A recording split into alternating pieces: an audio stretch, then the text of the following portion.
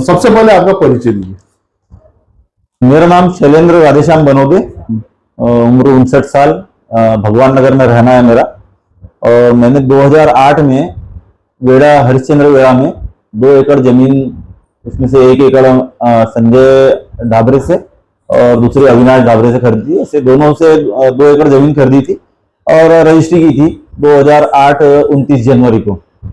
और जब मैंने उनको 7/12 पे नाम चढ़ाने के लिए बार बार जब मैंने उनसे विनती किया, तो उनका ऐसा बोलना था कि अभी ये जो जमीन है इसका वाटनी पत्र नहीं हुआ है, वाटनी पत्र हो जाएगा तो वो 7/12 पे नाम चढ़ा देंगे करके।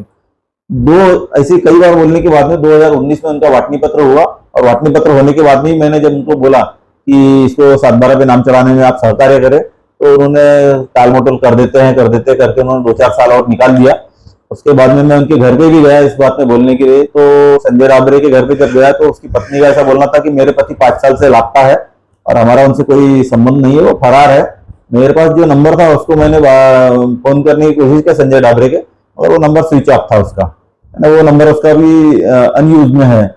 उसके बाद में 26/7 को पेपर में एक एड आई कि वही जमीन जो हमने संजय ढाबरे से ली हुई थी वो बिकने के लिए निकली हुई है। और उसमें एड में ये लिखा हुआ था कि ये आशुतोष पालीवाल और निशांत चरबे, ये दोनों ने ओशिन संजय ढाबरे से सौदा किया हुआ है और टोकन वगैरह किया हुआ है। अगर इस पे किसी को अगर आपत्ति होगी तो हमसे संपर्क करे।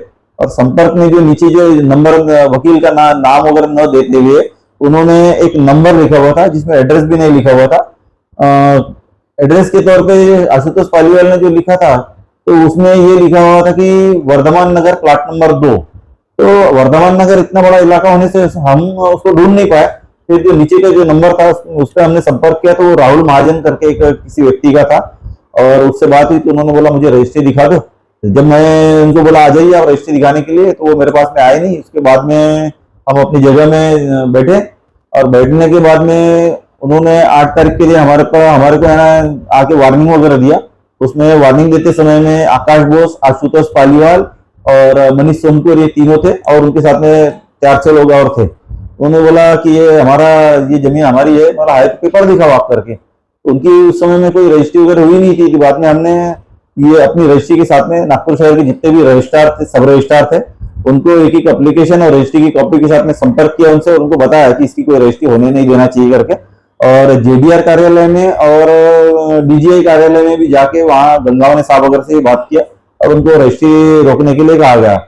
मगर इसके इतना होने के बावजूद भी वो रजिस्ट्री 21/8 को मालवीय नगर के रजिस्ट्रार नंबर 3 पर लगी।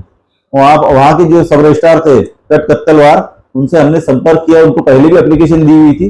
वो बोले मैं ये रजिस्ट्री रोक नहीं सकता हूँ। और वो उन्होंने शाम को रजिस्ट्री कर ली। रजिस्ट्री करने के बाद में भी जब हमने देखा कि अब ये तो मामला अपने हाथ से बाहर हो गया, तो हमने अपनी सिक्योरिटी वगैरह लगा के, वहाँ सिक्योरिटी गार्ड वगैरह लगा के अपना जगह पर बैठे।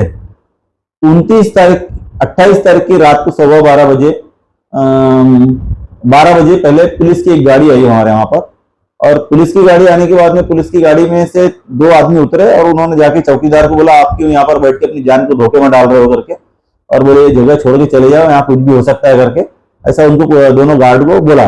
और वो इतना बोल के जब गए तो उसके 3 मिनट के बाद में ही आशुतोष पालीवाल, आकाश बोस, इनके जो गुंडे हैं, इनके गुंडों ने वहां पर हमला किया। और हमारे जो चौकीदार जो थे संतलाल करके, उसको मारा पीटा और जो दूसरे उसका मोबाइल तोड़ दिया। उसके एक मोबाइल चोरी करके लेके गए। वहां से उन्होंने सब बदमाशों ने कैमरे तोड़ दिए। कैमरे तोड़ने के बाद में वहां की कुर्सियां चोर के लेके गए।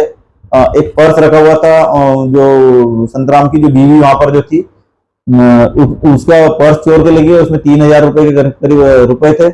उसके बाद में जब ये होने के बाद में हम सब लोग थाने पहुंचे और थाने से हमने वहां से पुलिस प्रोटेक्शन के लिए बोला और उन्होंने FIR एक दर्ज किया प्रिया ठाकुर के नाम से और संतराम के नाम से। फिर उसके बाद में जब पुलिस की गाड़ी हमारी लेके हरिश्चंद्र वेड़ा में जब आई, तो वो जो बदमाश थे वो आई और हमने जब गाड़ी रोकी वहां पर अपनी जगह पे, और पुलिस वालों ने सब मौका मुआयना किया, मगर उन्होंने पंचनामा बनाया नहीं।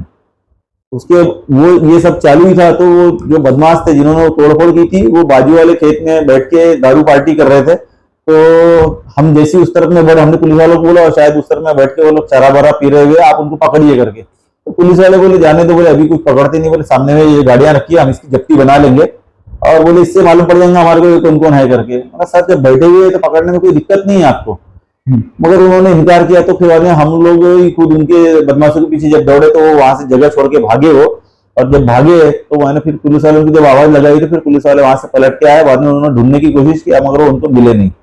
उसके बाद वहां से जो गाड़ियां थी पुलिस का, फिर हमने 2 गाड़ियां नागपुर से मंगा के, और वो जो गाड़ियां थी उसको टाटा एस वगैरह गाड़ियों में भर के 2 गाड़ियों में, और वो गाड़ियां हमने थाने में ले जाकर पहुंचाई। और उनको बोला इसके अंदर में सब हमारे जो कैमरे है, कैमरे के और सोलर लाइट वगैरह है, यहाँ तक कि हमारे गेट पर लगा हुआ काला चाबी भी वो गाड़ियों के अंदर में रखा हुआ था। तो उनको हमने बोले सर इनके पर हम कार्रवाई करें, तो बोले हम करेंगे, बोले ऐसा बोल के उन्होंने ये किया। 4-5 दिन हो गया, और 4-5 दिन होने के बाद में भी उन पर कोई कार्रवाई हुई नहीं, और गाड़ी के किसी ओनर को, मालकों को बुलाया नहीं गया हुआ है। हमारी पुलिस से दरखास्त है कि इनके ऊपर कार्रवाई की जाए, क्योंकि हमारी भी जान को खतरा है। हम सुबह से लेकर जब रात तक वहां पर बैठते हैं अपने बीवी बच्चों के साथ में, तो हमारी भी जान का खतरा है। उन्होंने बार बार कई बार हमको धमकियां भी दी हुई है, मगर पुलिस से अपेक्षा है कि पुलिस इस पर कार्रवाई करे। पुलिस ने अभी तक कार्रवाई किया नहीं है। हम चाहते हैं कि हमारी सुरक्षा का इंतजाम पुलिस वालों ने करना चाहिए, और इस केस के ऊपर में कार्रवाई करनी चाहिए। आपने ये जो खेत लिया था कौन से साल में लिया था और किस से लिया था? ये हमने सन 2007 के 7वें महीने में संजय डाबरे और अविनाश डाबरे से लिया था, और इसमें हमको रजिस्ट्री करने के लिए 6 महीने का टाइम दिया था। और रजिस्ट्री हमने 29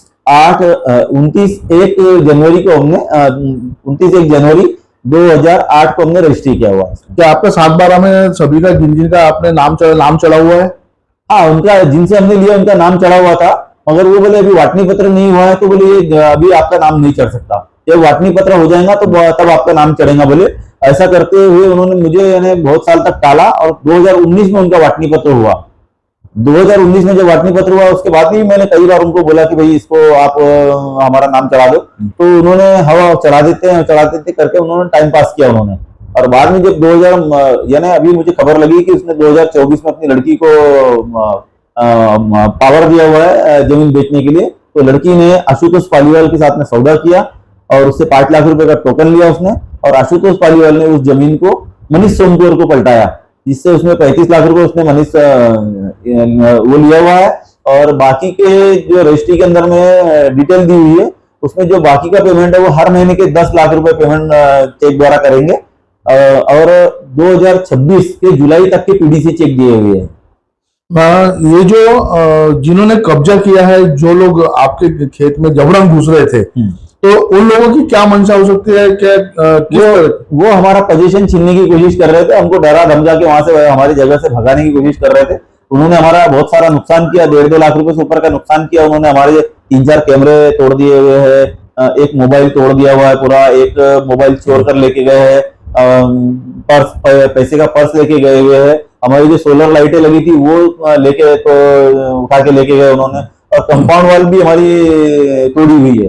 3-4-6 जगह से उन्होंने कंपाउंड वॉल भी तोड़ी हुई है। क्या आपको लगता है कि पुलिस की साठगांठ से सब ये चीजें हो रही है और गुंडों को बचाया जा रहा है? अब साठगांठ तो पुलिस जाने, मगर हमारा ऐसा बोलना है, पुलिस से हमारी तो ऐसी अपेक्षा है कि पुलिस ने आम नागरिकों की मदद करनी चाहिए, क्योंकि आम नागरिक जो है उसको पुलिस पर ही भरोसा है कि वो उनकी जान माल की सुरक्षा करेगी। अब पुलिस चाहे तो इनको गिरफ्तार करके अभी तक अरेस्ट कर लेना चाहिए था, पर इन्होंने नहीं किया हुआ है। तो हो सकता है उनका अंदर से क्या मोटिव हो, तो पुलिस वाले और बदमाशी जाने, क्योंकि दोनों के संबंध आजकल वैसे भी होते ही रहते हैं। अभी तक के जितने भी आरोपी है सब फरार है, इनके फोन भी शुरू है, फिर भी पुलिस इनको ट्रेस करके इनके फोन ट्रेस करके बिल्कुल हमने उनको सबूत के तौर पे ये भी दिया हुआ है कि देखिए ये मारपीट कर रहे हैं, कैमरे के अंदर में आप वो सब दिखाया गया है। उसके पहले भी जब हमारा उन्होंने बोर्ड वगैरह जब मिटाने की कोशिश किया था, और उन्होंने उनके जब दोनों लड़कों को मैंने रोका, तो उन्होंने आशुतोष पालीवाल को फोन किया, और आशुतोष पालीवाल से मेरी बात भी कराई। तो वो जगह के पर अगर वो चाहे तो उसको फोन ट्रेस करके कर सकते हैं। और जो गाड़ी की जो हमने 5 गाड़ियों की जो जब्ती पुलिस को जो करके दी हुई है, गाड़ी हमने हिंगना थाने में पहुंचा की थी, वो चाहे तो उनके मालकों को ढूंढ के निकाल सकते हैं। उसके अंदर में 5 गाड़ियों के मालक के पेपर के अंदर में नाम वगैरह लिखे होंगे, मगर उन्होंने अभी तक ऐसी कोई कार्रवाई की नहीं है। वो गाड़ियां थाने में अभी वैसी जमा है। आपकी आखिर में क्या मांग है, आप क्या चाहेंगे? हम पुलिस से इतना ही चाहते हैं कि ऐसे जो भूमाफिया इनके ऊपर में कड़ी से कड़ी कार्रवाई की जाए, और हमारे तरीके जो और जो लोग हैं जिनके साथ में इन्होंने और भी किया हुआ है, क्योंकि मनीष सोमकुवर जो है उसकी 2006 की भी एक और इसी टाइप की एक केस इमामवाड़ा थाने में चल रही हुई है, 420 और 506 की। प्लस इसके बाद में उसने 2023 में भी एक भीमराव मेश्राम के साथ में बेसा में खसरा नंबर 26 के साथ में भी इसी टाइप का किया हुआ है, और उन्होंने पुलिस में कंप्लेंट की हुई थी, बाद में सेटलमेंट वगैरह हुआ। तो ये मनीष सोमकुवर और आशुतोष पालीवाल जिनका काम यही है दूसरे की जमीन पे किसी भी तरीके का अपन एग्रीमेंट करने का, और बाद में उनसे सेटलमेंट करने की मांग करते रहने का, उनसे पैसे लूटने का, यही एक इरादा होता है इनका। इन्होंने मुझे कई बार बुलाया कि आओ बैठ के बात करते हैं, मगर मुझे सेटलमेंट इनसे करने की कोई जरूरत ही नहीं थी, क्योंकि मैंने जो जमीन खरीदी मैं अपनी जमीन पर व्यवस्थित काबिज हूँ, और मेरा उस पर पोजीशन भी है, और पोजीशन मेरा आज से नहीं, मेरा पोजीशन 2008 से ही है।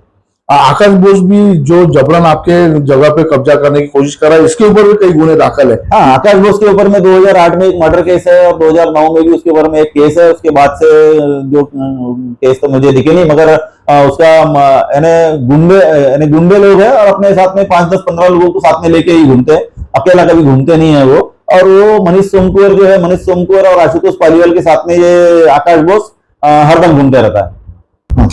जब हम महालगी नगर रजिस्ट्रार ऑफिस में जब हम गए, और जब वहां पर पहले हमने एप्लीकेशन दे चुके थे, हमने 12/7 को अपने उनसे संपर्क किया था, और उनको एक एप्लीकेशन दी हुई थी, और अपनी रजिस्ट्री की कॉपी के साथ में डॉक्यूमेंट्स लगाए हुए थे। उन्होंने उसका रिसीव करके मुझे वापस भी, यानी रिसीव भी दिया हुआ है। उसके बाद में जिस दिन 21 तारीख के दिन जब वहां रजिस्ट्री लग रही थी, तो हमने उनको बहुत समझाया कि सर आपको हमने एप्लीकेशन दिया हुआ है, आप कृपया ये रजिस्ट्री लगने मत दीजिए। तो उनका ऐसा बोलना था, मैं इसमें कुछ नहीं कर सकता, आप गंगावने साहब से मिल लीजिए, आप गंगावने साहब से बात कर लीजिए। हम गंगावने साहब के पास में भी गए, उनसे भी मैंने समझाया बुझाया, उनको बात किया, और मैंने उनको भी बताया कि मैंने 12 तारीख के दिन आपके यहाँ भी गंगावने साहब के पास में जेडीआर में और डीजीआई में मैंने एप्लीकेशन लगाई हुई है, आपने उसके ऊपर में रजिस्ट्री रोकने का कोई प्रयास नहीं किया, तो हम इसके अंदर में कुछ नहीं कर सकते। और मुझे ऐसा लगता है कि इसके अंदर में उन रजिस्ट्रारों की भी साठगांठ थी, क्योंकि पीछे के केबिन में जाके वो आशुतोष पालीवाल और मनीष सोमकुवर और उनके राहुल महाजन ये बार बार रजिस्ट्रार को ले जाके पीछे के रूम में बार बार बात कर रहे थे, और उसका रिकॉर्डिंग भी है मेरे पास।